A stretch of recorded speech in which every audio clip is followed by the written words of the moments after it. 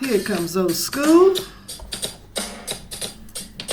This is Old School Queenies Couples Podcast. Oh yeah.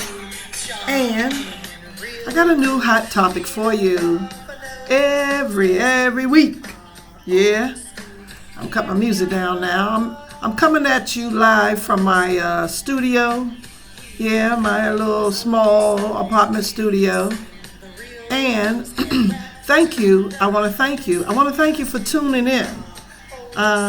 So as I was speaking earlier, or at another time, that most of my couples relationship type topics is for subscription only. So you have to get an Apple subscription.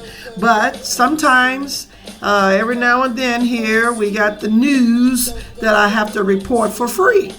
And I'm going to share my poor people's news to you, to us, for us, and our history for us to learn about what's going on in the world and all around our area and our neighborhood and all like that.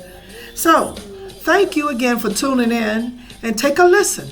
Take a listen at the latest. Take a listen at what I captured for you, for us poor people, for us, for all of us to share and learn our history as well. Thank you again.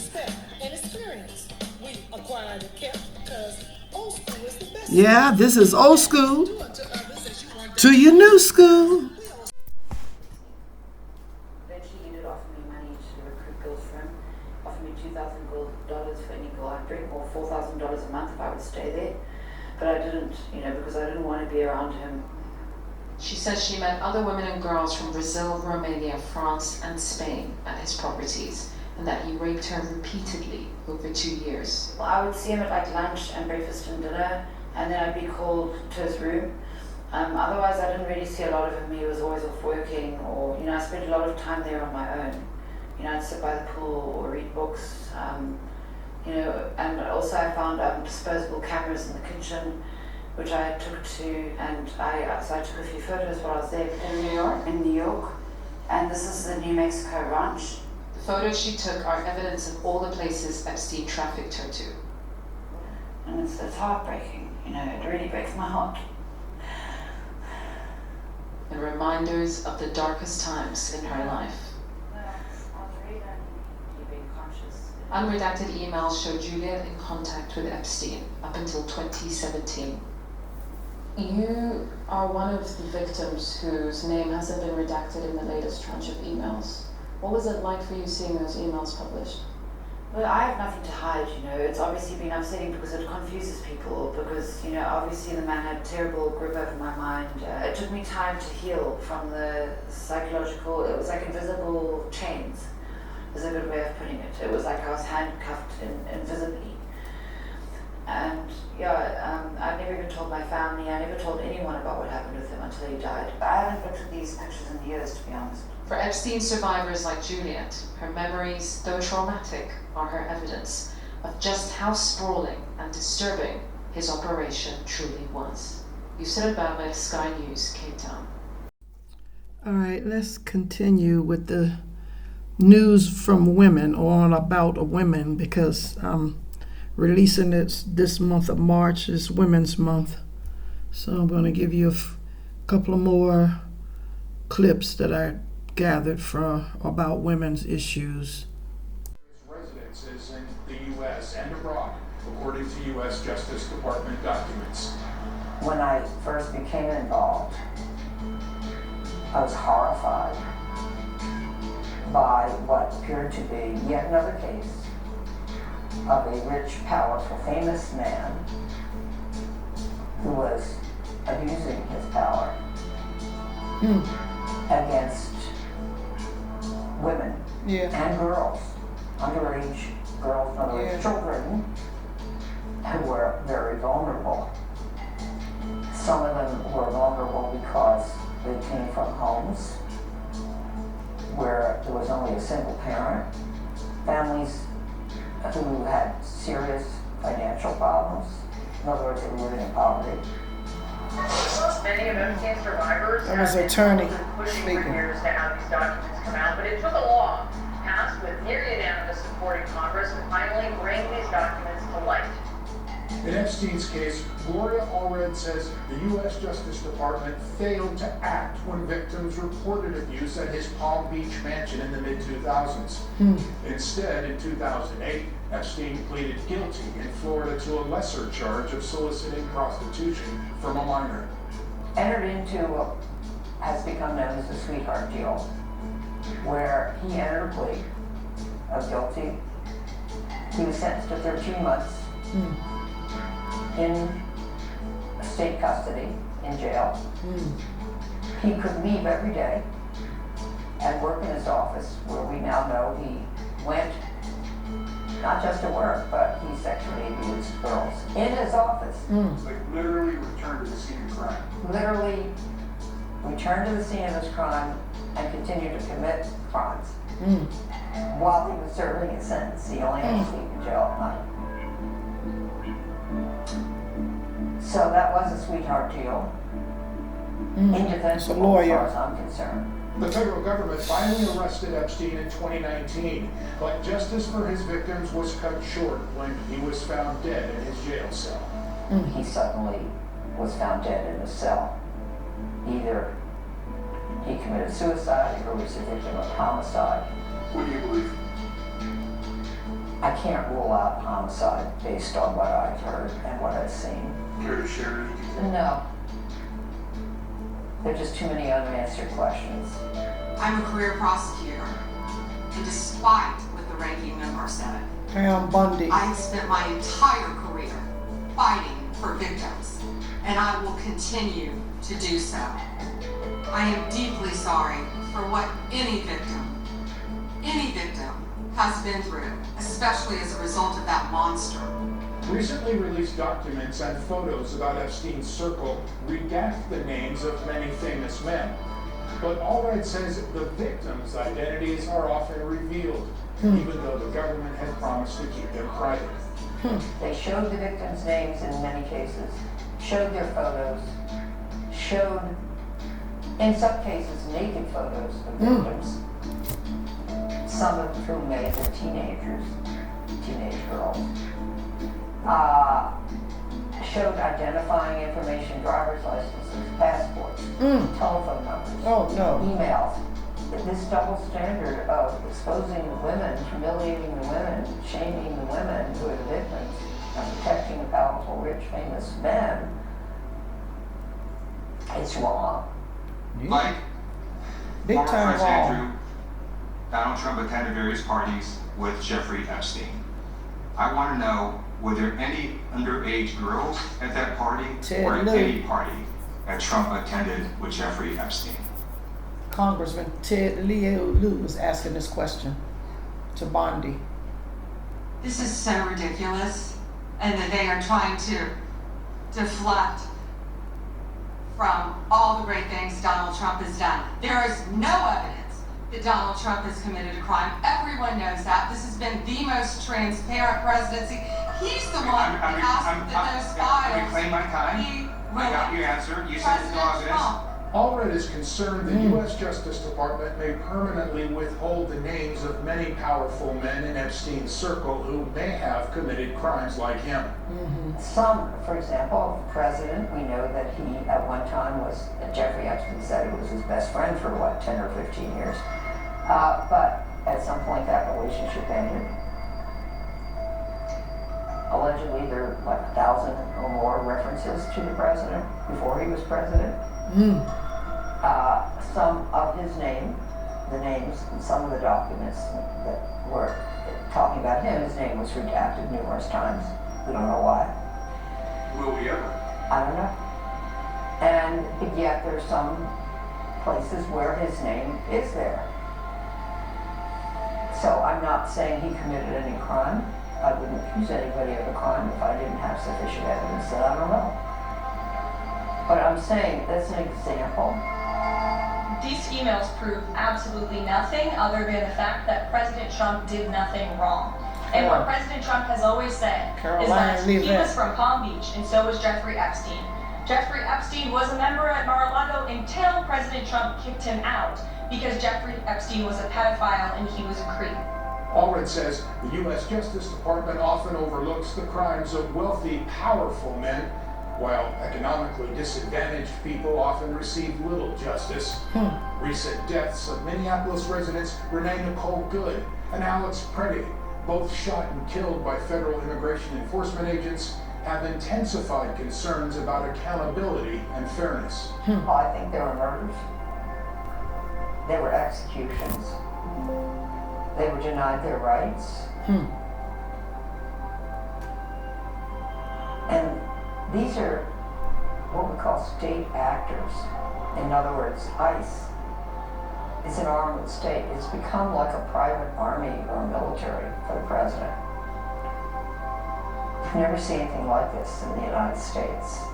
She says the ICE raids and deportation of thousands of immigrants in the U.S. have had a deeply troubling impact on communities. So many millions of people that came to the United States was undocumented, never committed a crime. Maybe that generation was even the hardest working generation we've ever seen. People who came to what they thought was a land of opportunity, and they just wanted a better life for their children and for their families themselves. Just to, randomly pick them up and deport them to some other country they've never been in, maybe to a life in prison, and have done nothing wrong except to exist and work hard. It's just outrageous what's going on out there, and we have to fight to change it. This former ICE detainee, a Vietnamese immigrant named Bao Sok, spent several months in an ICE detention facility. In terms of ICE, I've been in cells just like this. There was about 30 of us crammed in a place no bigger than this. According to the U.S. government, there are about 200 of these facilities across the country. Most are run by private, for-profit prison corporations that collectively earn several $1 billion each year. Prisons are literally making billions, and prisons are making billions. That's crazy amounts of money. The private prison contracts, just for immigration detention, it was like $6 billion a year. We shouldn't be profiting off of people's struggles. It's definitely not the greatest country on earth in that respect, on how people are treated when they're just trying to find safety and well-being. The president has told the Attorney General and the FBI Director to release any credible evidence that they find, and he also signaled to them over the weekend to move forward with unsealing the grand jury documents that were under seal by various judges across the country, and I believe the Attorney General has taken the proper legal action to do that. Kelly. Allred says meaningful change is unlikely as long as the justice system continues to favor the wealthy and powerful, while many everyday citizens face greater obstacles. Here's the bottom line. For the most part, survivors have no confidence left in the Department of Justice. I call it the Department of Injustice. Injustice. They can't trust them. And this has an impact far beyond these victims, these survivors. Because if this is the way victims are going to be treated or mistreated by the United States Department of Justice, why would other victims of other sexual predators ever come forward and agree to testify in a criminal case? They can't have trust. They can't have confidence in the Department of Justice. So this is like a license to continue to sexually prey on children, sex traffic them. Because if victims will not, have confidence in the Department of Justice, then that's a license for the predators to just run free and continue to prey on children and adult females. This is wrong. It's harmful. Sets a bad example. There's no justification for it. I always try to engender confidence in my clients in the justice system, that if they work hard and do what they're asked to do, that there can be possibly a form of justice. I can't say that anymore about the United States Department of Justice. Their trust has been betrayed. Oh, I'm sorry. Africa News. A Burundian journalist has been released from prison after serving almost 2 years in pre-trial detention. Sandra Mihozo was initially sentenced to 4 years in prison, but appealed the ruling. She was arrested in April 2024 after sharing information in a private WhatsApp group about alleged arms distribution by the government, according to international watchdog Reporters Without Borders. Mihozo, who works for the online outlet La Nova Burundi, was charged with undermining the territorial integrity of the nation and racial aversion. RSF has called on the government to drop all charges against her. The final verdict in her case is expected later this month. Burundi ranks 125th out of 180 countries for press freedom, according to RSF. For the upcoming tournament, and one of the players that have stood out in recent game is Tay. She, of course, was invited into the team recently, and according to Alexander Tay, she has vowed to help the team qualify for the Women's World Cup in Brazil 2027. Now, of course, the senior women's national team must finish in the top 4 of this year's Women's AFCON to secure a place at the global showpiece. And according to Alexandra, she believes her composure in defense will be a major asset for Kim Laswalker's team. At this level, it's important to stay focused and really to learn from those around you. And so, obviously having conversations with the coaches, but also being open to the feedback from the players as well, is something that I'm kind of concentrated on at this point. I think everyone might get a little bit scared to say this, but obviously, we're looking forward to qualifying to the World Cup. And so I think that's something that's in the back of my mind right now, and is a primary focus. I would say composure. I think I try to bring a level of calm as well when I come on. And yeah, I think hopefully as I continue to grow into it, I can find a rhythm and find a good kind of level of connection with the players around me and a good chemistry. Alexandra I think Tay. the opportunity to put on your jersey for your country is one that every player dreams of, and I think that it's an honor of the highest regard. And I think that having the opportunity to make my debut was one that I had dreamed of, and obviously coming into this camp was a goal that I was pushing for, and so I was just grateful that the coach entrusted me with that, and it was special for me as well being able to sub on for Portia, for our captain too. And kind of lean on the team for guidance there.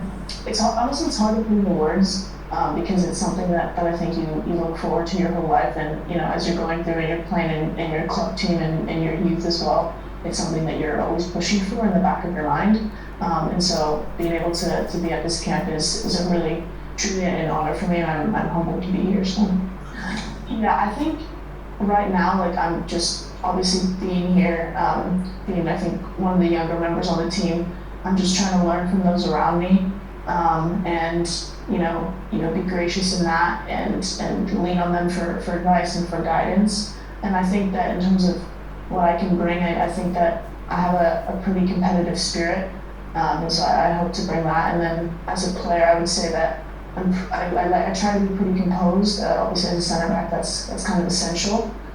So I want to bring that and kind of continue in the way that the team is organized and in the system that the coach has set forth.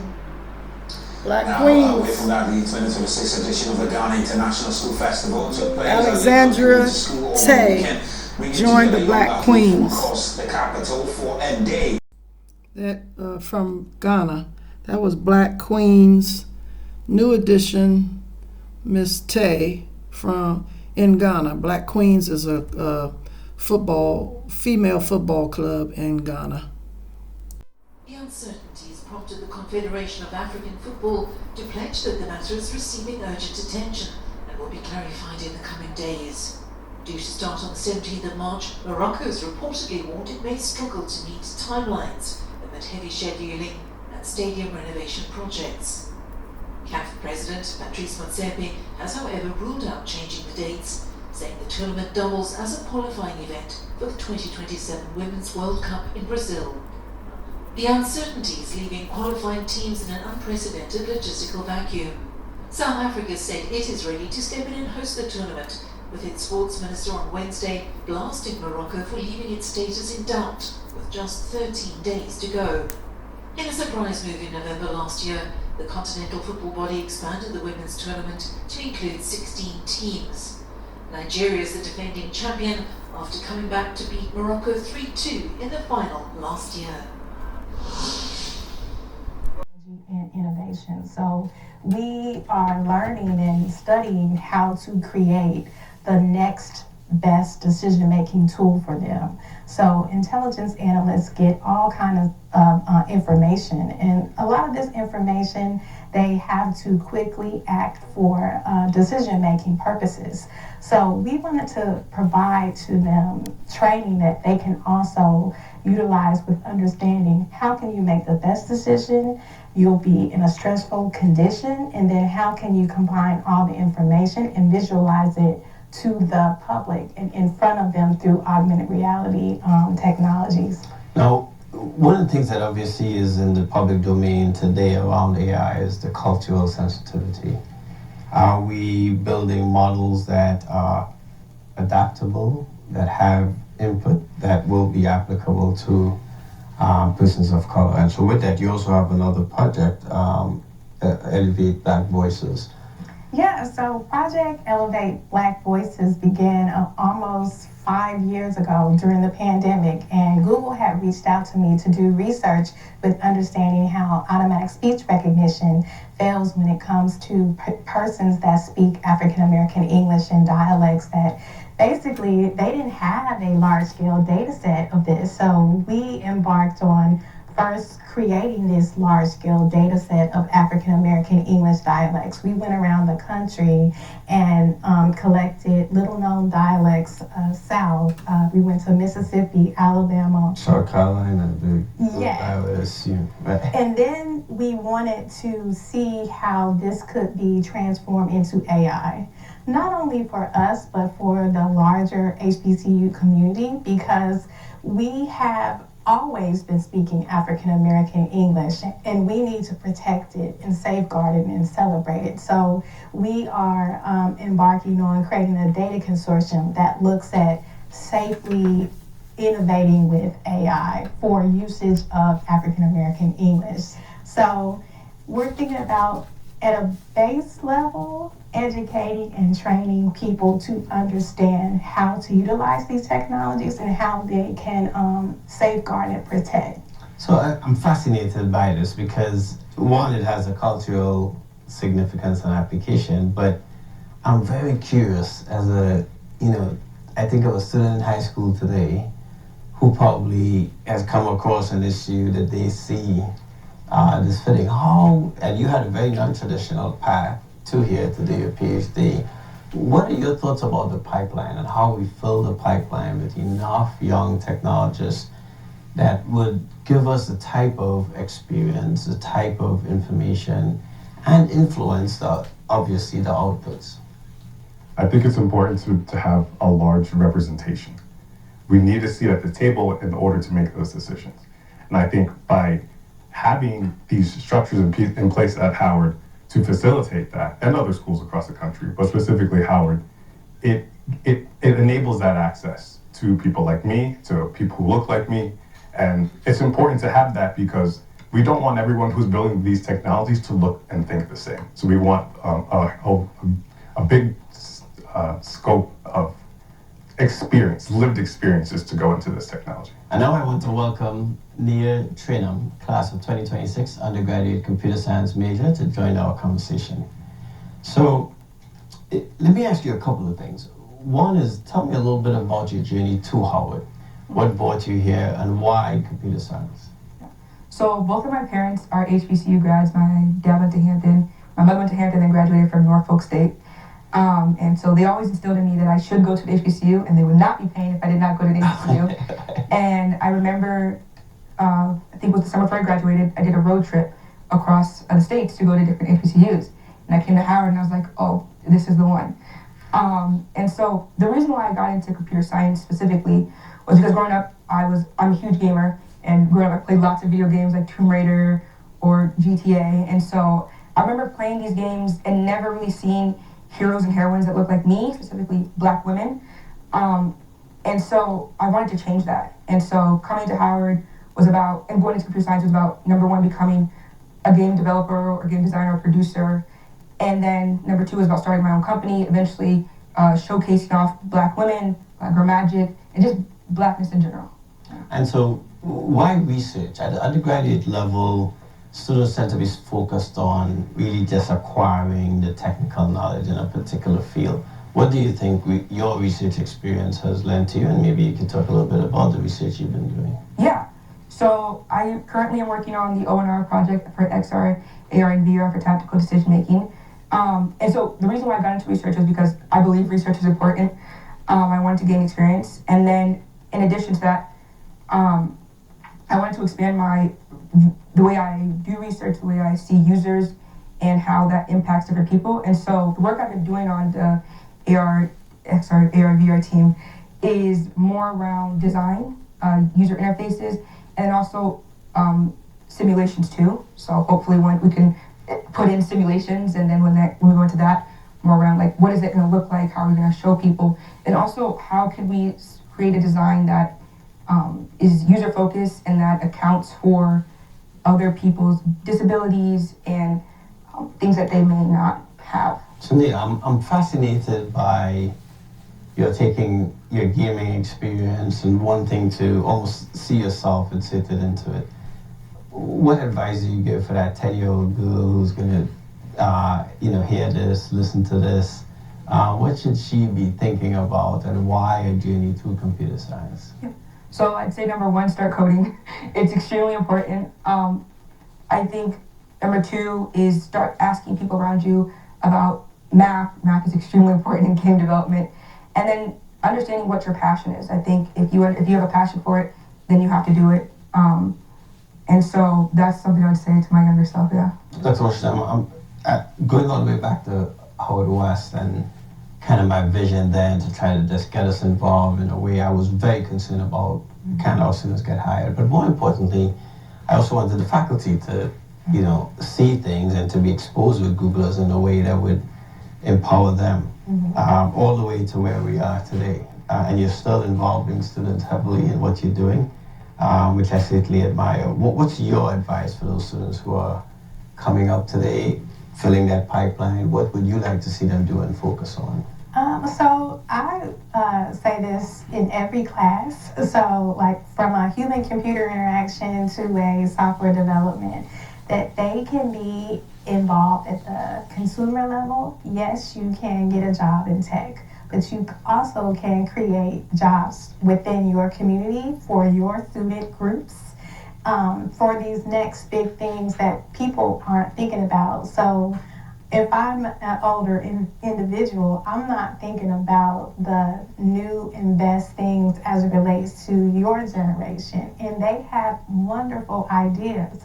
So in the classes like senior project or software development, I encourage my students to think about the problem that they want to solve, and then think about only themselves of how they would implement it in a business level. And then if they want to go to get a job at Google, Facebook, they have the skills, but they don't have to. That will provide them any opportunity that I can't even give. I love that. So as we close, the daughter of a Hampton grad and a Hampton attendee who graduated from Norfolk State, making Howard a decision that's tough in your household. So for our audience, why Howard? I chose Howard because it's a pillar of Black excellence. It also has a career path that I never thought I'd be able to take. It has lots of opportunities. And then I also chose Howard because it has a great computer science program. I have learned so much. I've actually been able to get in the door of the gaming industry through internet EA. And so I knew it was going to provide me opportunities that I would not see anywhere else. And then the warmth I got from meeting other people, and particularly talking to Dr. Rubai, who is, I think, our department chair, really inspired me to go here, and what made the decision so much easier. Excellent. As we close this conversation, I want to thank my guests for joining me as we discuss how Howard is cultivating new knowledge, expanding innovation, and preparing the next generation of leaders and creators. I'm Dr. Wayne Frederick. Thanks for joining me on this episode of The Journey. All right, so now that was the end of my clips about ladies. Let let's go to business news. Let's learn what's happening about the business and the economy. A little bit of that, okay? On this earth, understand that you're in a team relationship. Racism is a team sport. It came into existence as a team. You play as a team or you lose by default. And only with black folk do people get upset when black folks start talking about coming together and uniting and working together and cooperating together, buying from each other and supporting each other.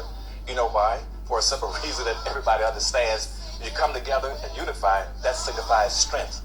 And right now, everybody right now is pimping and hustling black folk. They've been pimping and hustling black folk for 400 or 500 years. We spend approximately 97% to 98% of all our money outside of our own community, as an example. And we don't practice group economics, we don't practice group politics. All that makes, when we spend 98% of all our money outside of our community, what that does, it makes the other groups enriched. They now are living off of two incomes. They live off of 100% of their money and 98% of our money. And what are we left with is 2%. Where everybody else is living off of 198% of everything, we live off of 2%, which makes it impossible. And so we start talking about unifying black folk, that's a threat. They said, you're gonna cut off your money from us? You're gonna cut off, we living off of two incomes. You're gonna reduce us down to one income? That's a threat to them. Also, it's a threat when you start talking about unifying blacks and looking out for your own people. That means political possibility of uniting as a political force in this country, which nobody wants to see. That's a threat, because all the rest of the people in society are living privileged lifestyles based on what they came in here and got as immigrants. Black folk never had those lifestyles. So yes, it's a threat to them. We began on April 28, 2025. At the beginning, the journey was far from smooth. He says getting access to cars at local stands was a battle. Many dealers were reluctant to trust a young man armed only with a smartphone and a burning desire to make sales. For me, I think I just randomly started selling cars. I did not plan to start selling cars. I did not think to start selling cars. I just woke up one day, I saw some cars in our fleet, I just decided to do a video, and that's how it started. But persistence paid off. Today, he says dealers bring vehicles to him, some for safekeeping, others simply to feature in his online videos. Buyers, on the other hand, often make contact the moment a car is posted, sometimes even requesting different models entirely. And in some cases, the trust is astonishing. Yet, the digital space comes with its own risk. Abdul Hakim explains that not all challenges comes from buyers. Some come from within the industry itself. Feedback from his experience shows certain brands move faster online. He says Honda models, particularly 2018 and above, attract quicker responses from digital buyers. So for me, I feel like I sell variety of everything. I sell everything. Talking about Hondas from my end, especially 2018, 2023, 2024 moves faster in my own end, from my own end. To maintain credibility, Abdul Hakim eventually secured a physical location. In local dealers' terms, it refers to a system known as a RAID, where the car's ownership and location are not publicly known, forcing buyers to rely solely on the intermediary. For him, having a visible base adds legitimacy. In this line of business, there is a lot of something we call zagging. Because in this type of business, literally no one, like take this location for instance, no one knew the owner of this car. No one knew the owner of this car aside from me. So if you see that I post a car in this certain location, you must come from me.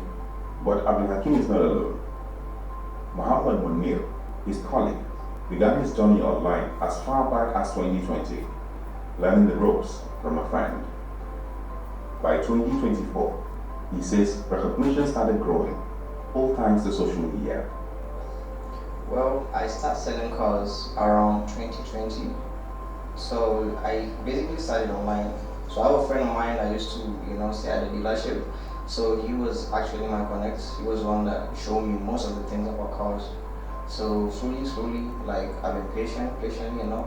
So 2022 to 2023, and I started being recognized at like 2024 to 2025. for intransparency is key. Unlike physical inspection at a car stand, pictures and videos can sometimes hide defects. He says detailed disclosures help prevent disputes. The basic thing is pictures doesn't look as it looks in real life. So we have like so many challenges regarding that facts. So whenever how should I put it? So whenever we come across that, so I make sure whenever someone is bringing a car, when I'm posting a car, I'll make sure I give all the details, major details that whenever a customer comes, he wouldn't complain about it. Despite the digital surge, traditional dealers remain firmly rooted in Kano's commercial culture. Veteran dealer Amina Ahmed represents a generation that built trust through physical presence and long-standing relationships. It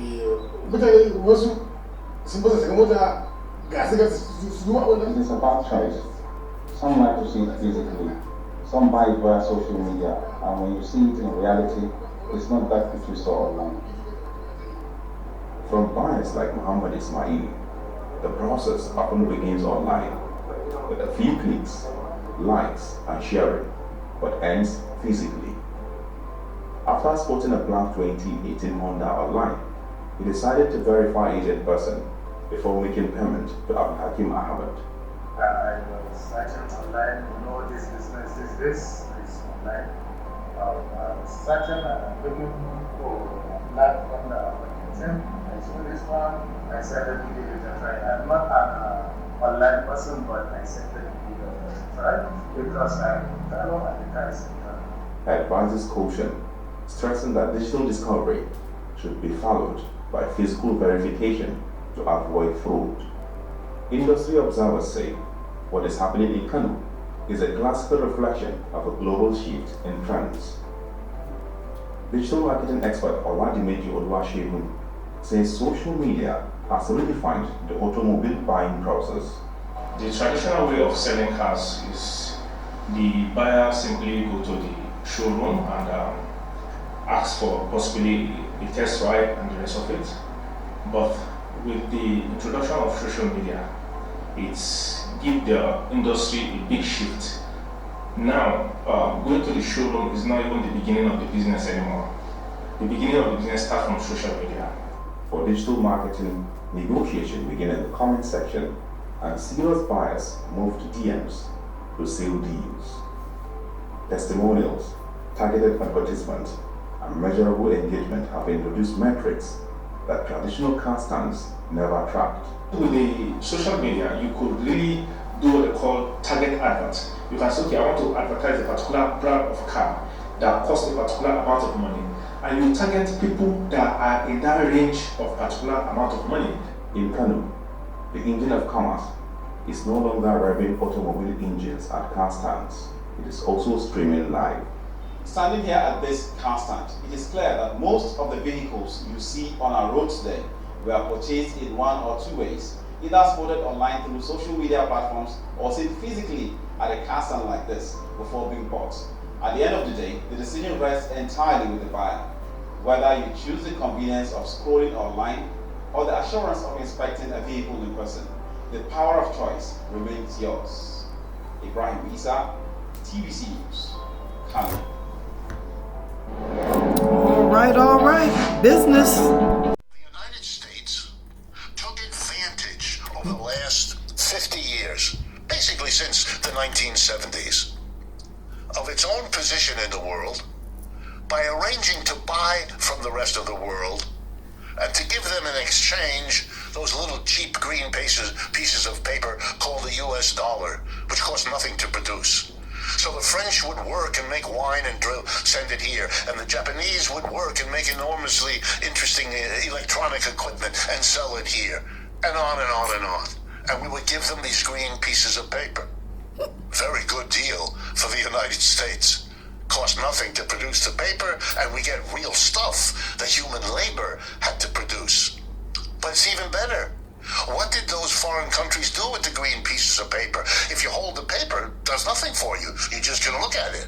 So what they did is they lent it back to the United States government, those extra dollars. And that allowed the United States government to spend more than it had to raise in taxes from you and me if we are Americans. Instead of taxing us even more, they could borrow, which they did. They borrowed and they borrowed and they borrowed. For the American government, this was wonderful. So they kept doing it. Today, we have a national debt of $36 trillion, and the rest of the world is saying, wait a minute, this system has to stop. We're getting into dangerous territory. We don't want to keep lending to a government that's borrowing too much, because the day might come when that government says we can't pay it back. It's a problem all creditors have facing their debtors. The United States is the largest debtor country in the world right now. Japan and China are the numbers 1 and 2 major lenders to the United States. And they don't want to lend anymore. Nope. Nor do most of the rest of the world. It's too dangerous. So what is the government here going to do? It could go and tax its own people. But the American people would be outraged and vote out of office any politician who did that. So they keep on borrowing, but they can't keep on. What are they going to do? Mr. Trump came up with an answer. He is going to make the rest of the world pay so that the government doesn't have to borrow so much. That's what the tariffs are for. Yep. He wants somehow to raise the money, so he imposes a tariff. True, it has to be paid by the American company that brings the goods in, but the hope is that the foreigner who makes the goods, who will worry about the rising price now that Americans have to pay a tariff, will lower the cost of the product so that the price doesn't have to go up so much here, so it won't lose that much business.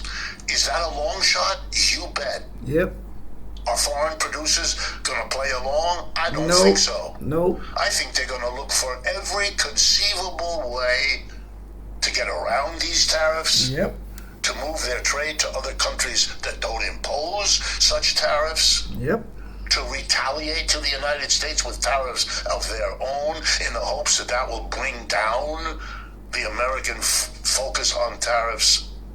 But meanwhile, Mr. Trump is raising money to try to offset the borrowing he can't do. You understand? These are acts of desperation. Yep. The United States.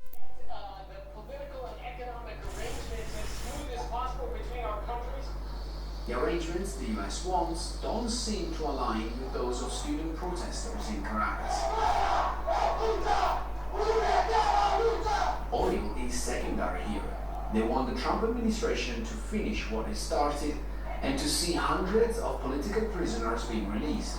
They can't release 1, 2, 3, they must all be freed immediately. 6 weeks since the US forces stormed Caracas, capturing and taking President Nicolas Maduro, things have changed in Venezuela. Relations with the US are on the mend, and the new hydrocarbon law was passed to attract investment. Prices are dropping, and the country's National Assembly is discussing an amnesty bill for political prisoners. At Miraflores, where Maduro used to live, another sign of change. The Stars and Stripes now hoisted on the doorstep. We want to set the Venezuelan people and the economy free. But as time goes by, many wonder if the US is actually interested in change or just wanted a more cooperative leader in Caracas. Stefano Posedon, CNN, Caracas. Then leave Venezuela and turn to Brazil.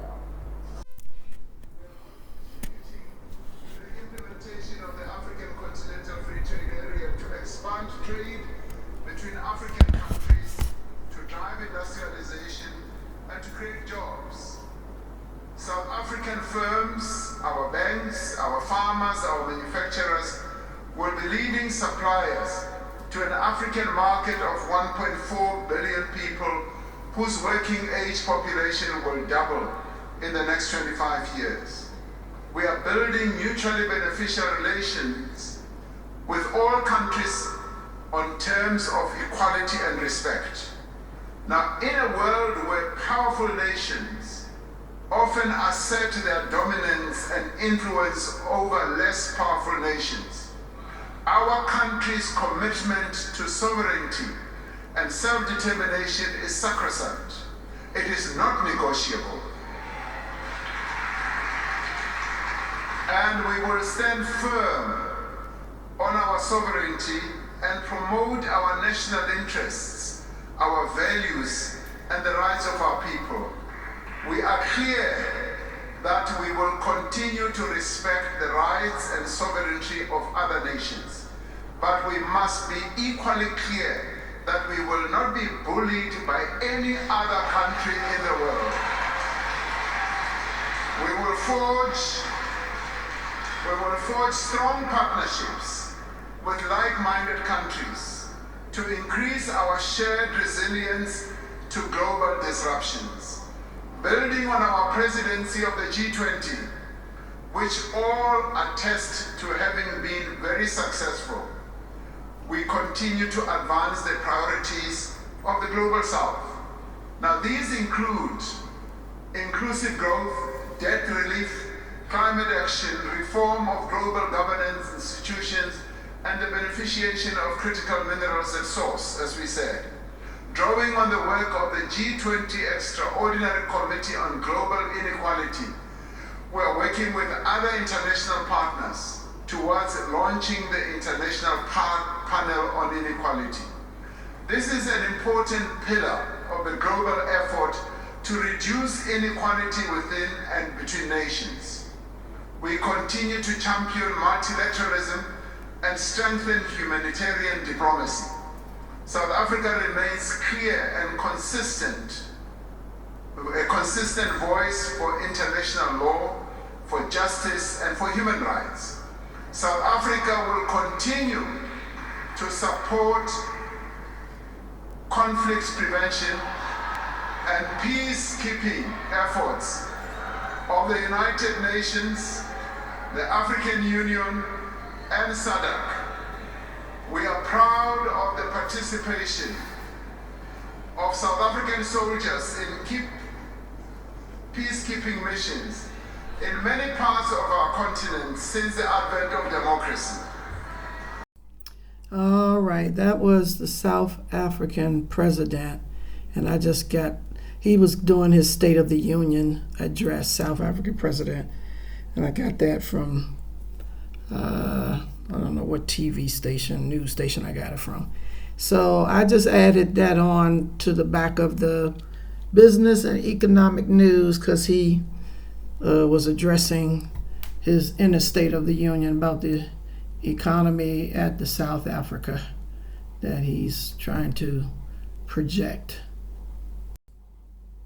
And now let's go for some African news now. Let's really go for some African news.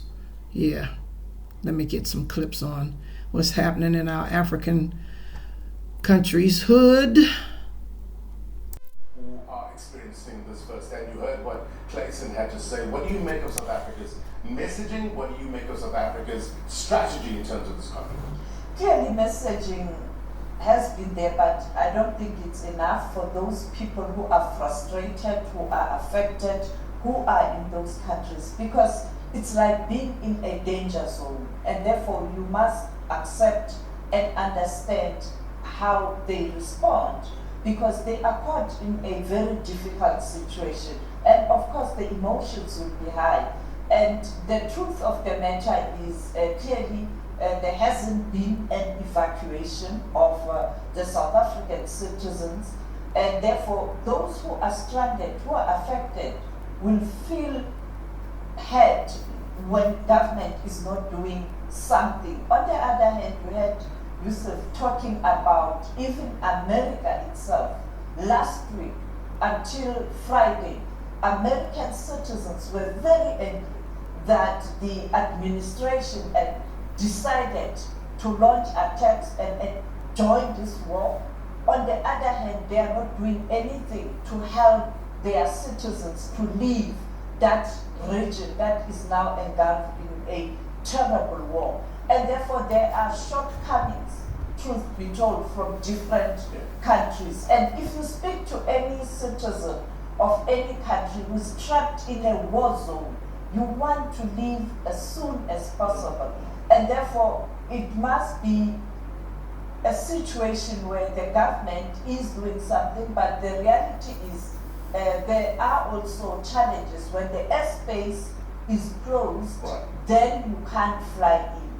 And when the airspace is open, at times there's not enough time. A flight from here to Dubai, it takes how many hours? Almost 10 hours. When they decide now to say the airspace is available, that plane must leave Johannesburg to either Dubai or Doha.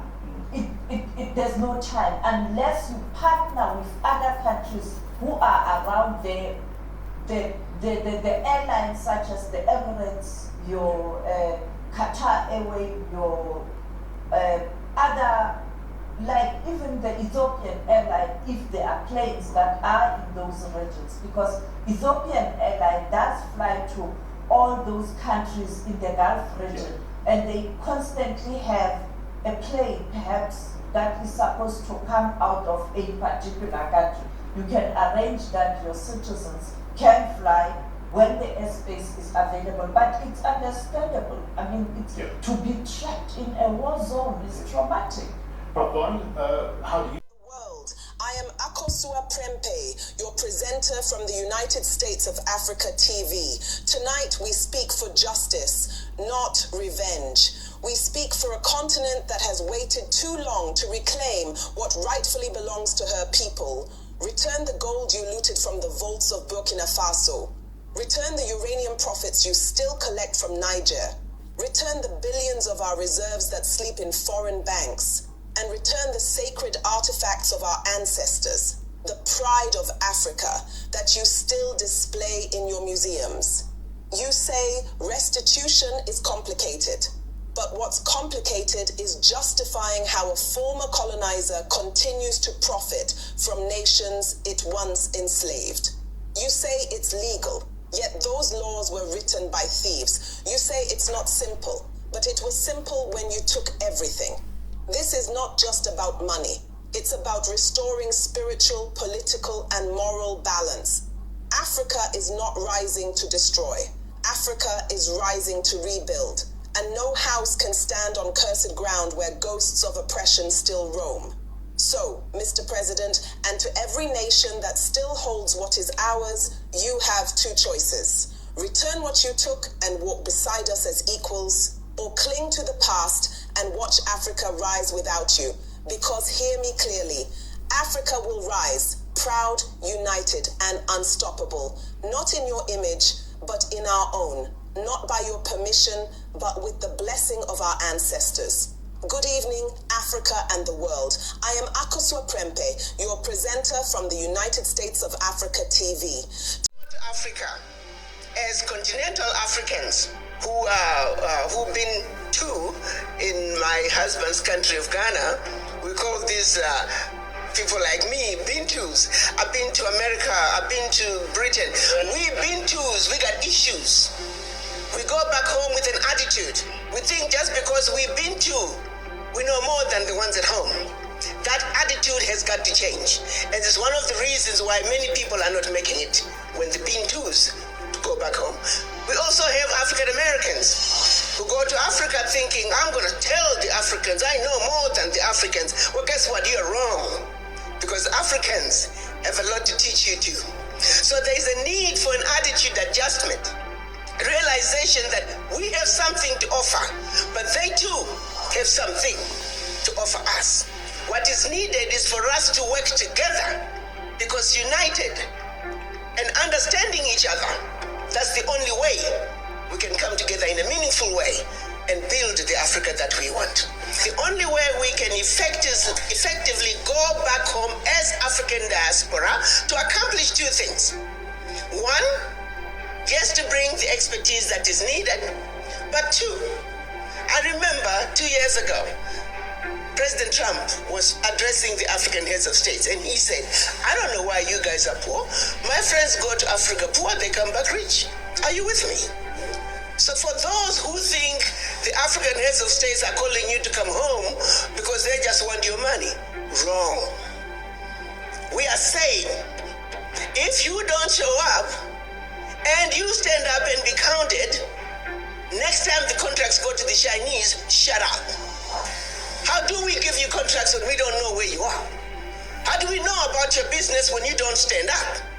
And that is the challenge. For the first time ever, Africa is going to be, the developmental agenda for Africa, we are looking at it as Africa, not as 55 different countries. So this is a tremendous entry point that if you diaspora, if we don't organize, we are going to miss out. Voice of Africa by Africans. When we... Yes, I agree.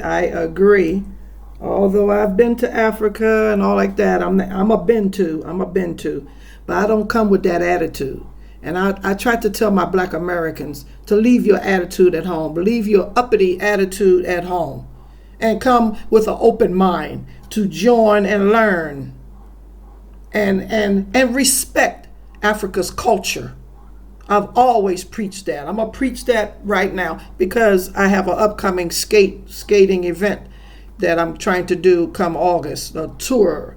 Bring you Black Americans without your attitude, leave your little uppity attitude at home and come with an open mind. Yeah, because you're not better than nobody. We're not better. I'm not better. I'm not better than you. You're not better than me. How dare you look down on me? How dare I look down on you? How dare you look down on any African, any of us Africans, because we come from the same cloth. Our bloodlines is the same, our DNA. So yeah, I agree. Thank you, my sister, for even, what's her name? I forget her name. I see her on TikTok all the time. But I thank you for these words of wisdom that we need all to learn in order to come together. Drop your judgmental attitude. Drop it so that we can become one. We become a unity, be union. The African states of America, of the United States of Africa. The United States of Africa. Unite. And leave that attitude at home.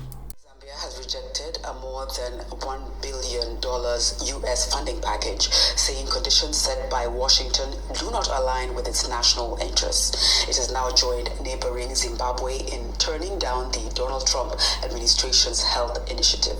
The package aims to fight diseases in African countries, but in many cases it is tied to granting Washington greater access to mineral resources and sensitive health data of citizens of the African countries. Reuters news agency reports that under the proposed controversial deal, the U.S. was expected to provide more than $1 billion, while Zambia would give about $340 million over the next 5 years. It was initially due to be signed in November last year, but had to be delayed due to some problematic sections. Now, Zambia has pulled out altogether until the draft is amended. Reuters quoted a Zambia Ministry of Health spokesperson on Wednesday, February 25th, as saying the draft agreement did not align with the position and interests of Zambia, but suggested it is not linked to mineral resources. However, in December, the U.S. said it was committed to a plan to give Zambia a substantial grant package in exchange for collaboration in the mining sector. Zambia is Africa's second largest copper producer after the Democratic Republic of Congo and also has cobalt, nickel, manganese, graphite, lithium, and rare earth elements. The Trump administration, pursuing an America First transactional foreign policy, has repeatedly said that U.S. foreign funding should not be treated as a charity. Zambia's refusal to sign the deal with Washington comes after Zimbabwe also pulled out of a similar agreement worth $367 million, citing concerns over granting the U.S. access to critical minerals and personal health data of Zimbabweans, which the U.S. could use for its own purposes. The U.S. said that at least 16 African countries had signed the controversial deal, including Nigeria, Uganda, and Kenya, although Kenya's has been suspended due to a court case, While some Africans hailed the countries rejecting the America First package, others urge governments on the continent to do more to develop their citizens with little or no reliance on foreign funding, given the vast resources the continent is blessed with. The foreign minister indicated that this was done at the express authorization of the government of President Mahama. This was said on a foreign soil before a foreign international institute, the Chatham House, as I've indicated. And we members of parliament and members of the minority caucus of parliament, specifically members of the Foreign Affairs Committee of Parliament, heard this just as any one of you hearing it on the airwaves of our country, that our government worked with the United States of America, a foreign government, to organize a military action against a terrorist group in another foreign country in West Africa, Nigeria. There are very important questions to be asked. Firstly, what is the framework within which the Ghanaian government collaborated with the United States of America?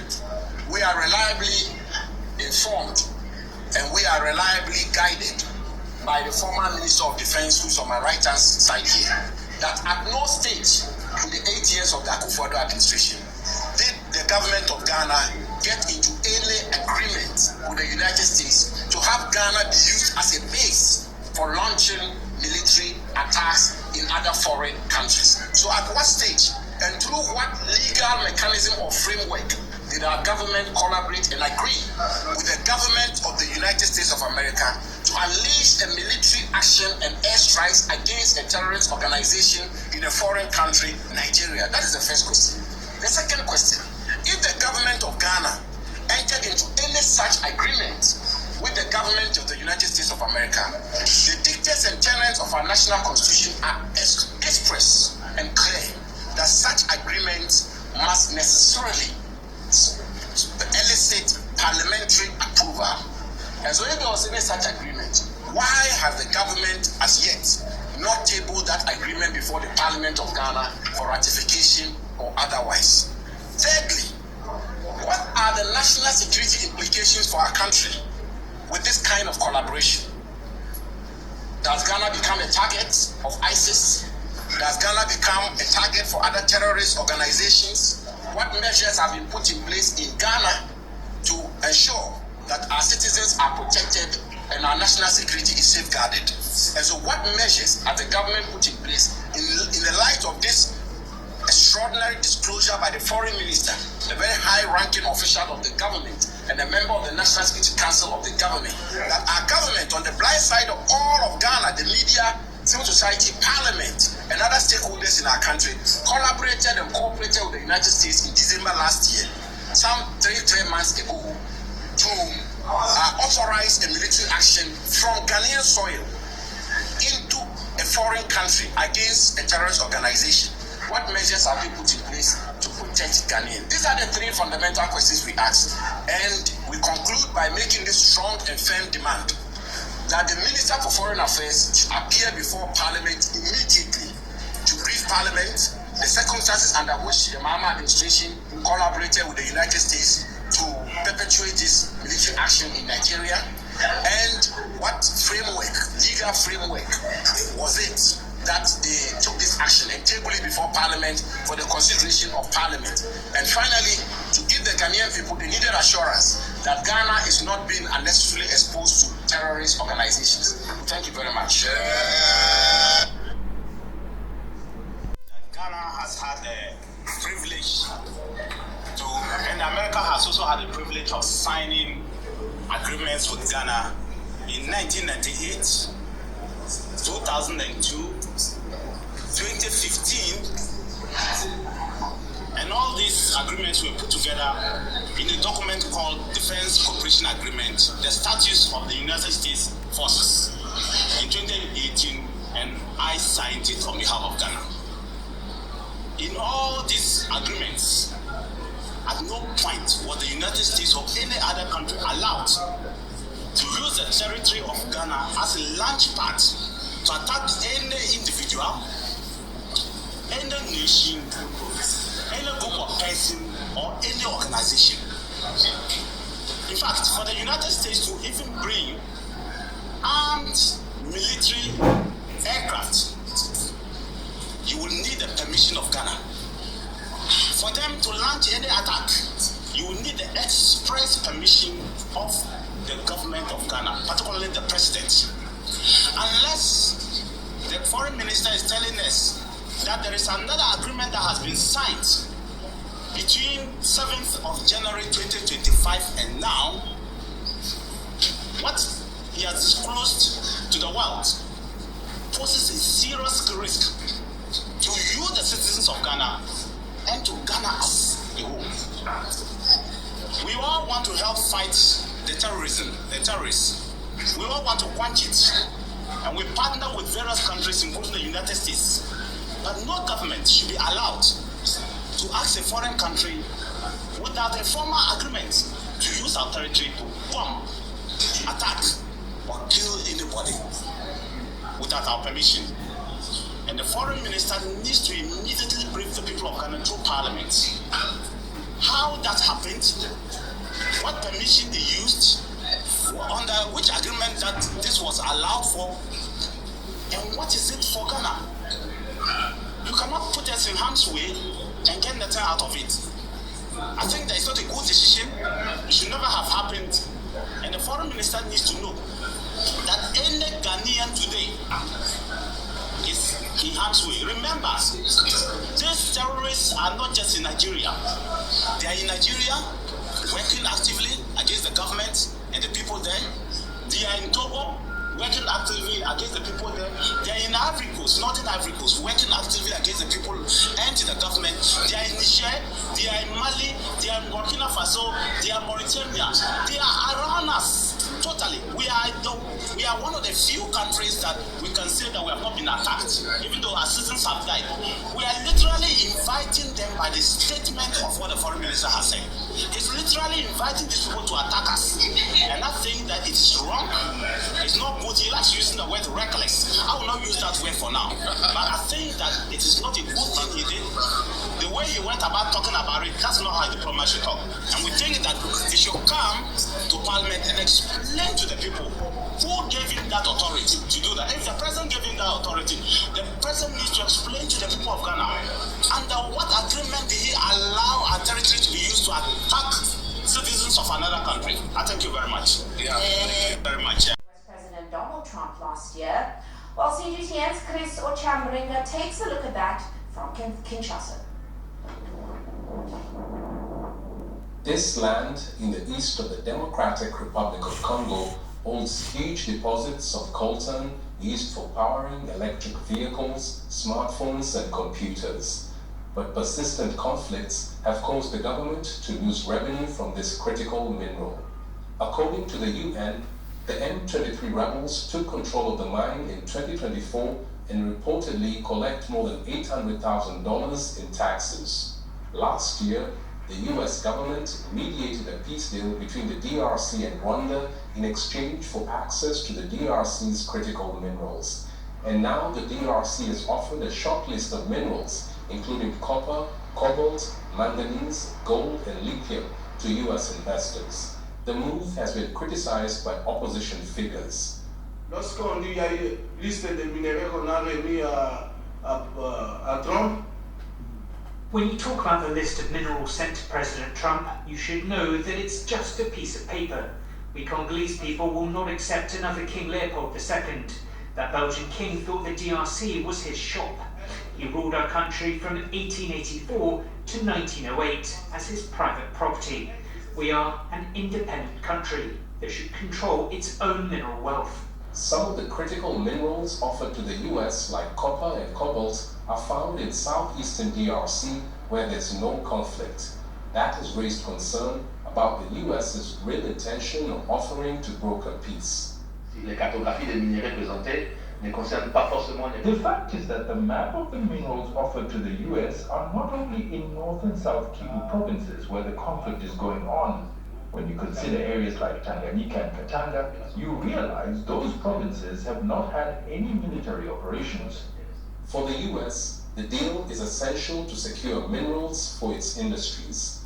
The DRC government is hoping to strengthen its strategic partnership with the US by offering access to its vast mineral reserves in exchange for security guarantees, particularly in rebel-infested zones.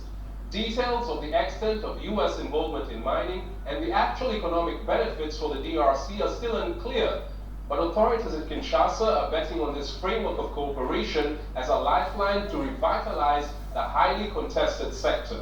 Analysts suggest external sanctions, cutting aid, asset freezes, and ending military cooperation will be some of the measures the US will take on foreign governments believed to be backing rebels in DRC.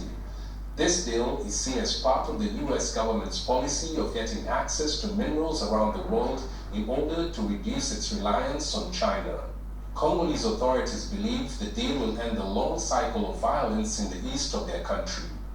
DRC have to list all critical minerals and send the list to the United States authorities.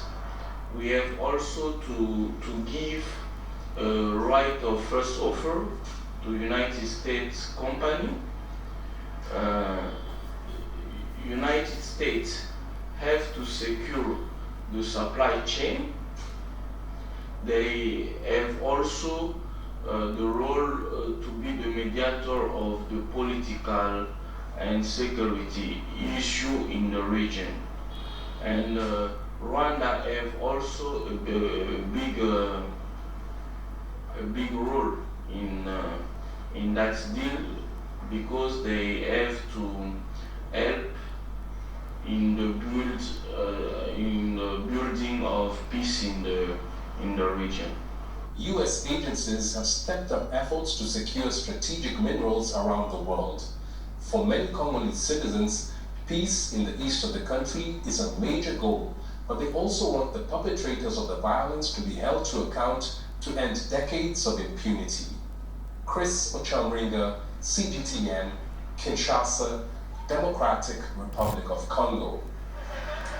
Let's shift our focus now to Africa's aviation market, and the American aircraft manufacturer Boeing forecasts that African airlines will add over 1,200 new planes to their fleet in the 2 decades to 2044. Now, specifically, that figure includes the acquisition, of about 240 new aircraft to replace existing ones, and the addition of nearly 1,000 others to expand existing fleet capacity. By their estimates, at least 70% of these new planes will be single-aisle jets, such as the 737, with wide-body jets like the 787 and 777 only making up 20% of forecast demand. Now, of course, the aviation industry is still dealing with extensive supply chain problems. In December, the International Air Transport Association, or IATA, pointed out that airframe production was outpacing engine production, and that's leaving 5,000 aircraft still in storage. In their words, that is one of the highest levels in history. Add in extra fuel, maintenance, and engine leasing costs, and the supply chain crisis is estimated to cost airlines about $11 billion. Well, hours ago, CGTN's Ramon Yang spoke to Shahab Malin from Boeing, and he started their conversation by explaining why most of the planes the African airlines would buy would be single-aisle jets. One is the family of aircraft, especially from Boeing on the MAX, where it gives you a lot of potential from the low 150 seats up to well over 200 seats, and that gives the flexibility that's really required to help develop the networks in Africa. Beyond that, you see not as many of the super dense routes that you need that large wide body for, and so the ability to connect Africa is really the strength of the narrow bodies. And this is really in line with how the rest of the globe is as well. So the propensity for narrow bodies as a relative part of the overall CMO in Africa is very similar to what we see across the globe. So Africa is actually very representative of what we see globally. But because of that size, there's a lot of opportunities to, and because of the technology that's in the narrow bodies today, the range, the payload capabilities to connect city pairs efficiently and economically gives that flexibility that the African carriers need, and it's really the bulk of the network that they need to operate. Because it is essentially a lot of point-to-point connection that don't necessarily have tons and tons of traffic, like a route between, for the sake of argument, Nairobi, Lagos, or Addis Ababa through to Togo, to Lomé rather, in Togo. It's that sort of connection that we're talking about. Yeah, absolutely. Those are great examples. I think the other opportunity for the narrow body is not only to make those direct routes, but to bring in from a catchment area and then distribute. So if you're located in Central Africa or Eastern Africa, or even North Africa, connecting Europe, that one-stop traffic that allows much broader reach, even with the narrow-body aircraft. Yeah, pretty much like the model that we've seen Ethiopia employ with ASKY, for example, using that as an aggregator in Central and West Africa, bring traffic to Lomé and then distribute that with wide bodies elsewhere. Ugandan opposition leader Bobi Wine says he has fled the country to escape a military manhunt following last month's disputed presidential election. In a video posted Saturday, an unshaven Wine told supporters, "By the time you see this video, I will have left the country. At the right time, I will come back and continue with the cause." Wine went into hiding shortly after the January 15th vote, which official results show President Yoweri Museveni won with 71%. The hunt is being led by the Army Chief General Muhoozi Kainerubaga, the president's son and presumptive heir, who has posted repeated threats against Wine on social media, calling him a baboon and a terrorist. Museveni, 81-year-old, is set to be sworn in for a 7th term in May, extending his 4-decade rule. They need to go. And their allies against Iran and its allies is the catalyst for your information. The trigger has been pulled. The war sirens are blasting and every nation is taking a stand. It's going to get worse. Therefore, black man, you that is a black man in the USA, in the UK, in the Caribbean, in Australia, you that is in Asia, you better figure out how you are returning home from now. As a smart African living in diaspora, and listen to me right now, get your home in Africa ready. Settle on the business you want to be doing here when you return, and have some cash savings with you whenever it happens that you have to move. For the great exodus is here, ladies and gentlemen.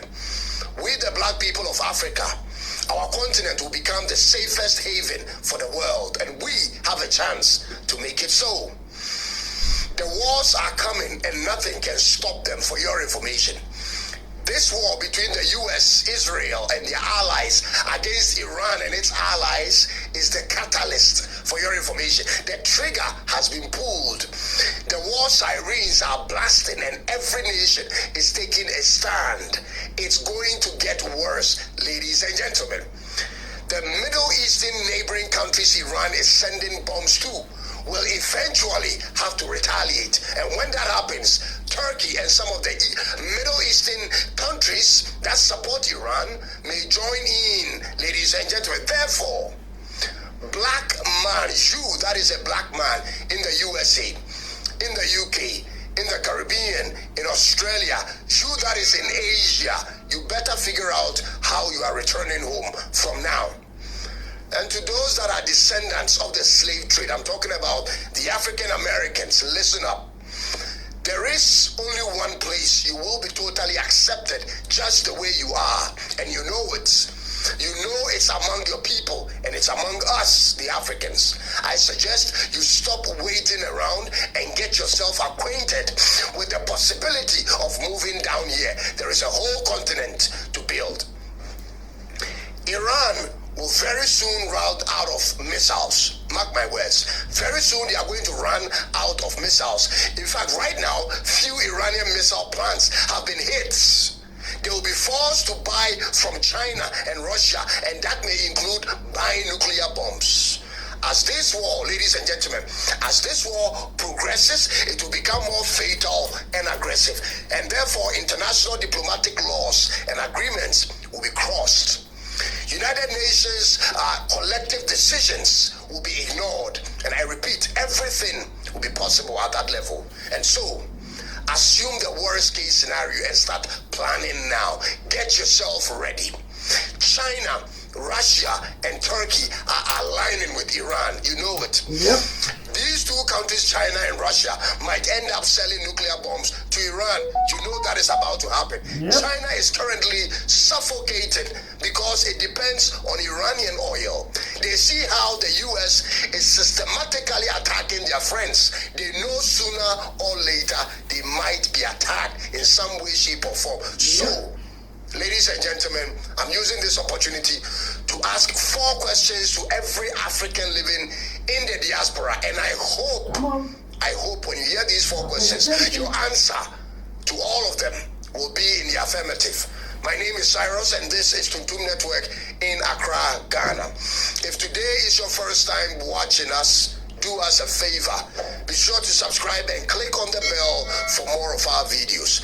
And just by the way, ladies and gentlemen, Who is this? the YouTube algorithm is doing everything possible to limit our growth, and we've seen it. In the last 2 weeks, they've done everything possible. They've actually shadow banned us because I did a topic recently on the new HIV drug that kills the virus. And I questioned the motive behind the company that actually owns the medical company that produces this new HIV drug. And for that reason, ladies and gentlemen, many subscribers don't even see our videos in their feeds. It's all good, ladies and gentlemen. It's all good. We continue to push and hope that you will help us share this video to as many group chats as possible. Here are the 4 questions I have for you, African Americans or black people in the diaspora. Come on. Here are they. Let's get into it. Okay. Question number 1. Do you have a place you call home in any part of Africa or not? Hear me correctly. I am not talking about your family home or your friend's vacation home or some vacant home. I mean your own place in your own home country as a black man or an African. Do you have anything as such? Something that has your name on it? Nope. Do you have it? Not yet, but I'm trying. If you don't have, then you have a problem. Yep. You will never, mark my words, never be comfortable. No matter the arrangement you have, you will never be comfortable so long as you don't own it. Yep. You need your own place, and I know that's the foundation for everything you have in mind on this continent. And That's so start true. working on it right now. That's right. True. Listen, because of the inflation going on, you should budget for at least $50,000 if you want something simple. That's not a story building. But if you want one story for, let's say, 3 bedrooms in any good location, not too far from the city, you should budget no less than $100,000 by the time you are done. Take my word seriously. If you are trying to build a nice home, I'm talking about a modern home you'll be proud to invite people over to. Yes. And I'm able to give you these numbers, ladies and gentlemen, because that's what I do for a living. I am a builder. I build homes. Now, to the second question. What will you do here? What will you do in Africa when you get down here? After living there for so many years, what is your plan? You need some form of business that will keep you going. Yep. But have you figured out that business already? If you haven't, check these ideas out. Consider running garbage collection business. I'm serious. Yeah. I'm telling you where the money is hiding for those who are yet to figure out what business is to do back home. Garbage business. There is money in having the transport system that collects garbage or rubbish from residential homes and offices. Consider running a garbage business. That is number 1. Also consider running a courier service. Consider running an electric bike for delivery services. It's super profitable, I'm telling you, when you manage it right. Consider vegetable farming, red cayenne pepper farming. to be specific. That business is a cash cow. If you learn to do it in a greenhouse system, ladies and gentlemen, you wouldn't even need so much land, and yet your output will be huge, and you'll be able to produce all year round. Ladies and gentlemen, there are plenty of things to do in any place you find yourself, in any part of Africa. You simply need to make up your mind and focus on one at a time. That's what is holding a lot of people back at this point in time. Ladies and gentlemen, my third question goes like this. How much do you have in savings from since you arrived overseas? Can you boast of $50,000 in cash? Nope. In cash, I mean. Listen, time is of essence. Yes, it is. The opportunities you meet in your staying in the West right now is for a reason. There is soon coming a day when it's going to be extremely difficult for you to meet opportunities. And so, take full advantage of all the opportunities you have today and work your butt off. Work extra, save extra, tone down on your buying, slow down on accumulating things in the West. I tried to tell them. Your expenses Black to the out. barest minimum, because conditions will soon change. Ladies and gentlemen, have money, I mean cash. Have that cash readily available at your disposal. If you don't have $50,000 US in your savings after 10 years in the USA, for instance, and you are past 40 years old, you should know that something is wrong. I won't judge you, but you know that something isn't right. My final question to all Africans in the diaspora goes like this. What is the one thing that can make you stop everything you are doing in the country you live in right now and think of returning home? What is that one thing? What could that be? Could that be deportation, war, internal insecurities, or old age? If there is one thing that has the potential to make you consider returning home, then, ladies and gentlemen, consider getting solid answers to the three questions I just asked, because that one thing that can actually get you back home is about to happen where you live right now, any moment from now. War is coming to Europe. War is coming to Europe and to North America. We are going to wake up one day in the middle of the night to hear a bomb has been sent to a US city.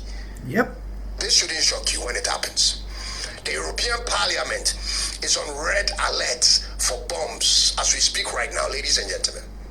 There will be no place in the Western Hemisphere that will be safe any longer. Everything is possible at this moment. So as a smart African living in diaspora, and listen to me right now, get your home in Africa ready. Settle on the business you want to be doing here when you return, and have some cash savings with you whenever it happens that you have to move. Ladies and gentlemen, whichever side you choose to be on in terms of this war, I really don't care about it. I really don't care. Just make sure you don't become a victim of this war. It is not your war. When we fight here in Africa, nobody comes to our rescue. So leave it alone. Focus on what we are going to do down here. There is a need to build Africa, and that should be your priority, ladies and gentlemen. We will eventually become the continent of refuge. We'll become a haven of peace on earth. The entire world will need to come to us for survival, and that's what I see coming. Let's work towards that and leave the rest to the rest of the world to worry over it. Thank you. Your journey back to Africa begins now. Start working on it. My name is Cyrus. Thank you, Thanks Cyrus. for watching. I'll see you in the Thank next you one. so much. Be safe wherever you find yourself. Thank Bye-bye you. for now. Israel and Thank the you. allies. Thank you, Cyrus. Thank you. Thank you. Well said. Did y'all hear? Did you hear that, Black America? Did you hear this guy, Cyrus? He's telling you the truth. You're too comfortable over there. Get out your comfort zone and stop spending your money on all this junk out there in America. Get ready. He's sending you a good alert. This is a beautiful, he's reaching out. He loves us. We're Black Americans. We're brothers and sisters. And we're sharing the love. Oh my God. Thank you, Cyrus. Thank you. He's on TikTok as the Black something. What is it saying here? I can't see. It says, oh, Ghana Black Stars. Thank you in Ghana. Thank you so much, Cyrus. Have you heard the news? Sounds like Trump wants to sign the Insurrection Act. Next is martial law. Do you know the first thing you should do if martial law is declared? Well, let me show you. Let's open up the Navy SEALs bugging guide. And here we go. Here's the first thing you should do if martial law is declared. You have step 1, step 2, step 3, and here's some things to expect under martial law. Here's how to stay completely off the government's radar. Here's how to stop your phone from tracking you. Do you know how to avoid CCTV from tracking you? With global tensions on the rise, here's where to take shelter with a nuclear strike, and here's the 10 things that are most valuable after an EMP. This is one book you want to have before you need it. It's an excellent resource written by a Navy SEAL vet, and it's going to show you all the ways to turn your house into the safest place on earth. This is the Navy SEALs bugging guide. If you see a shopping cart link there, it means it's back in stock, so it keeps selling out. So I suggest you grab yours. Also take advantage of those deals. Get yours today. All right, all right. Y'all hear that? This news, well, I'm on TikTok, and everybody is trying to be, sounding an alarm. This is sounding an alarm. We need to prepare for whatever is coming down. Something is going down. We need to prepare. So these survival books, these batteries, and get stuff to prepare for the unknown, for something that may be going down in the future. Future. That's why I was telling everybody, don't shop for Christmas and save your money. I was telling y'all to black out, boycott, no shopping. Just buy your basic necessities. Now you got to be trying to stock up and prepare your house for martial law, this guy is saying. All right. Let's hear some more news. The poor people's news. Us poor people need to really share information. Why are they deploying all these ICE agents all over the streets? It comes down to one thing and one thing only. The president can declare martial law, and if the president declares martial law, well then that president is going to remain president due to an executive order. It's an old executive order. The midterms are coming up. It will be a great time to create a civil war or enough chaos to where you can declare martial law so that you can't be impeached. It's another loophole in the system. Remember, Trump is a master of loopholes. He buried his own wife as property so he wouldn't have to pay property taxes. This guy knows every loophole in the book. He may be looking to create a need to declare martial law to avoid the impeachment. Why are they deploying all these ICE agents all over the street? All right, so that's more about martial law with these ICE agents. More and more. That's what's coming. So I told y'all shouldn't be shopping for no Christmas crap. I tried to tell y'all and warn you guys. All right. You come into our country and take everything that will make us develop, and then you still treat us as inferior people, as if we don't know what we're doing. I think that is wrong. Dear Africans, this video has left many people thinking deeply. Watch carefully and see what message it carries. Like I said, as a First Lady, I am not part of a government system. I am a wife of a president. So when I speak on behalf of the people, because I understand what the people are going through. At the end of the day, I'm not being paid salary, and I cannot be fired either. This woman is smarter than most African presidents. Let's watch together and understand her message. Beautiful. You just mentioned, which is a functioning social contract. It is between the state and its citizens where a crime is committed. People agree on the policing of that, how you investigate it, how you hold accountable. One of the most fundamental corruptions of the social contract in human history is colonialism. And it's that mechanism that some states have used to extract resources from other places, such as Sierra Leone. That deprives countries of the resources they need for government services, for education, for health. So I was hoping you could reflect a little bit on what those forces have done to Sierra Leone, and what kind of accountability we might be able to think about. just to imagine a way forward from where we've begun now. When you look at what Sierra Leone have to offer, when you come to our mineral resources, the kind of mineral resources we have in our country is enough to take care of everybody in that country. We should not have a single poor person in Sierra Leone. But unfortunately, we are not given the free will to make decisions on our own mineral resources. There's always Big Brother who decides. And when you fight and say, no, we are not going to do this, they use the system to stop you. It's either they set you up with the opposition and they'll be supporting the opposition against you from the back, or they cause unnecessary chaos in your country so that you are not able to even govern your own people. They will do things to make you not to be functionable. And of course, any country that don't have peace cannot develop. You have to have peace before you talk about development. I'll give you a simple example about Sierra Leone. Every mining company that is in Sierra Leone today is owned by a foreigner. Every mining company. If it's not the Chinese, it's the American, it's the British. Our electricity, Buboda, is run by the British, and we still don't have light. We're looking for light, electricity. If you don't have electricity, how can you talk about education? How can you talk about health facility? How can you talk about improving the infrastructure of your country? We don't have electricity. Now, do we actually even have proper water, pipe-borne water, so that our kids will not be sick? We don't have those facilities. Why? With all the minerals we have, there is a cap you put. Before my husband became the president of Sierra Leone was benefiting.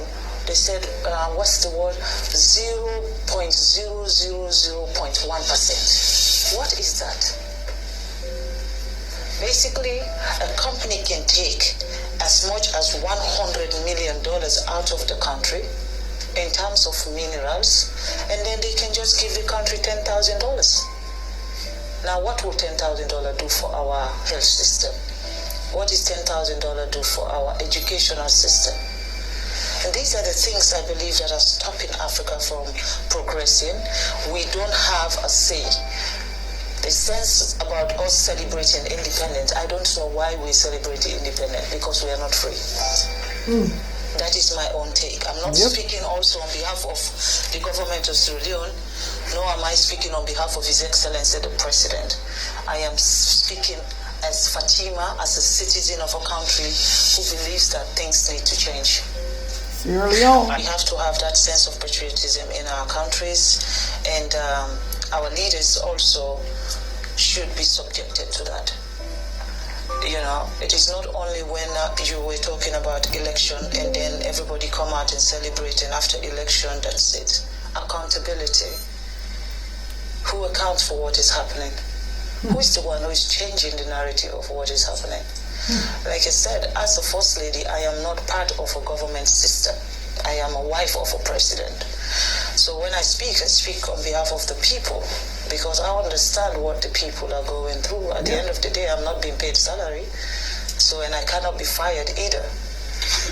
So that's the advantage. That's the advantage of being a First Lady.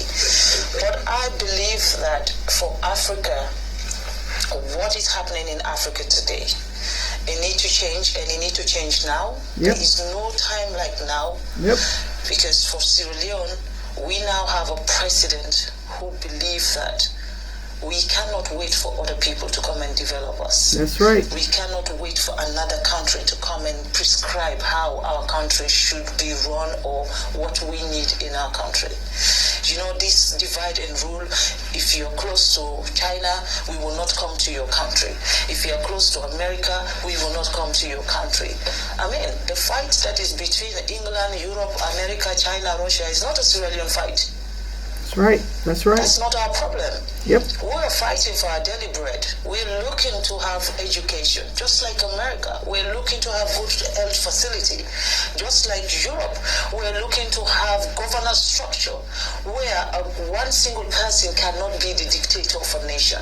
That's what we're looking for. And in that process, we're going to be allies to everybody who wants us to grow. But if we now align ourselves with someone, and then this other person now feel offended that, oh, you know, I'm coming from China now. I flew in. I've gone around the world to get to Boston. You know, I went to China, and then come here. Before here, I went to England, and then flew into America. For me, I'm not restricted where I should go or who I should be talking to. I am going around the world to see a country that sees Africa not as not just as an ally of what you'll be getting from us, but a country that sees Sierra Leone as partners. Yep.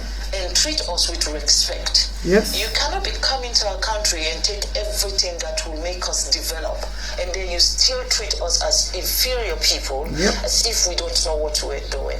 I think that is wrong. You know, we're looking for partners that value us. People that will come to our country and say, you know what, this country has suffered enough. They need to grow. We were once the atom of Africa. Every country within sub-Saharan Africa used to come to Sierra Leone for our education. And today, what can we be proud of? We cannot talk about education in Sierra Leone because they've ruined that for us. Everything that has empowered Sierra Leone has been ruined. And now we have a leader who wants to fix everything. There's a problem. In Africa, you should not have a leader that is assertive, a leader that knows what his people want, a leader that wants to change what is happening. The moment you have that, it's everyone's target. And then they find reason to slow you down, they find reason to stop you, and they use that system of corruption. They use corrupt people, they use negative people, they use unpatriotic citizens to come after a government who is doing what is right for a system. I think we need to address those issues. Unfortunately, I don't know I'm very good at name calling, but at the moment, I don't know who I should be screaming. This is really... The time to wake up is now. Yes. This is not just a message, it's an awakening. Our eyes must open, our minds must rise. Yes. Thank you for watching. Please. This is reported from Gambia. I made a mistake and said I thought it was the Gambia First Lady, but no, this is the Sierra Leone First Lady.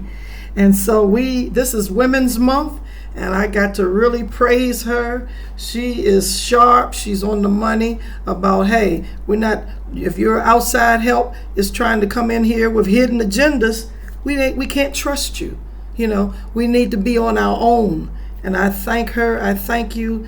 Words are well said. I applaud you. I applaud you, Mrs. First Lady of Sierra Leone. I applaud you. We're going to get behind you. We're going with the United States of Africa. We need to unionize. We need to come together. Borderless Africa, borderless Africa. We need to support each other in Africa. Each country come together and help each other. That's what we need to do. We don't need these outsiders. We don't need the outsiders. Just help each other. Ibrahim Traore, Burkina Faso, Ghana. Yes, let's come together and have the United States of Africa. The United States of Africa.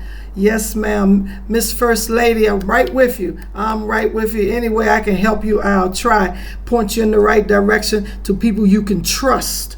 Not these smiling faces that tell lies. Oh no. And you sharp enough to recognize it too, Miss First Lady. Thank you again, First Lady of Sierra Leone. Thank you for your words. She's sharp. Listen to her. Listen to us ladies. We got some smart ladies behind some smart leaders.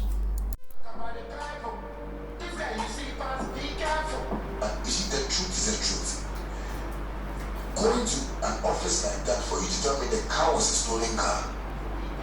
Somebody got shot in the car and FBI was looking for a car. I was like, hey,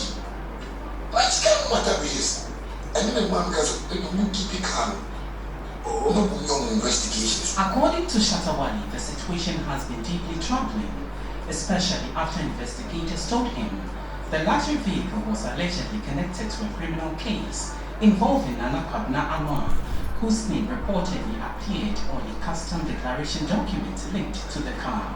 The dancehall star, however, insisted that he had no dealings with Nana Kwabena Amoah and questioned why authorities had not brought all the parties involved together for questioning.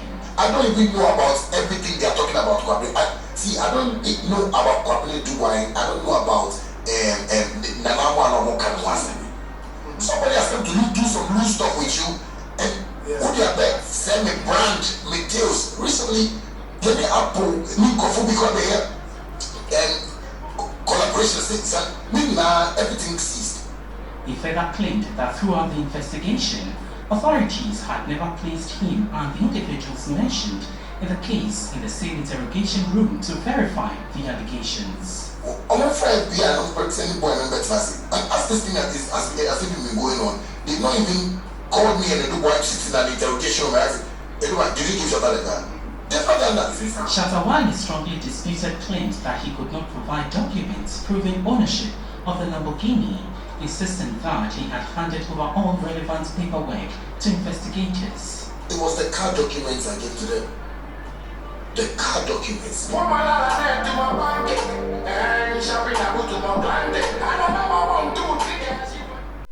British recording artist Getz has been sentenced to 12 years in prison after admitting to causing the death of a student while driving under the influence and at high speed. The rapper, whose real name is Justin Clark Samuel, pleaded guilty to causing deaths by dangerous driving. The victim was 20-year-old Nepalese student Youngmin Tamang, who died 2 days after being struck while crossing the road. In a statement read outside court, Tamang's parents said their hearts were broken beyond repair. While they expressed relief that Clark Samuel pleaded guilty, they said they could not forgive him. The judge acknowledged the rapper's genuine remorse and his charitable work, but said that record was overshadowed by the fatal decision to drink and drive, costing a young man his life. All right. I gotta end the news. There's so much news. It's just too much. This is my Poor People's News 9. Poor People's News Bulletin number 9. Oh my God. It's so much. I didn't even add this. I'm going to have to move the rest of my clips to Poor People's News number 10. All right. Thank you so much for tuning in. Leave me a comment. And on these clips that I got, I just want to share because our news in America is not showing all the news. So I'm catching some of this out here on another channel in Africa. So they catching a lot of news. I'm sharing these clips. Thank you so much for tuning in. And my Tuesday relationship episodes will be on Tuesday. Thank you. Come back on Tuesday. Oh no, Sunday worship too. And go to my Sunday worship episodes too. You got to catch my church stuff, church, religion episodes that I put out on Sunday. So Sunday and Tuesday, okay?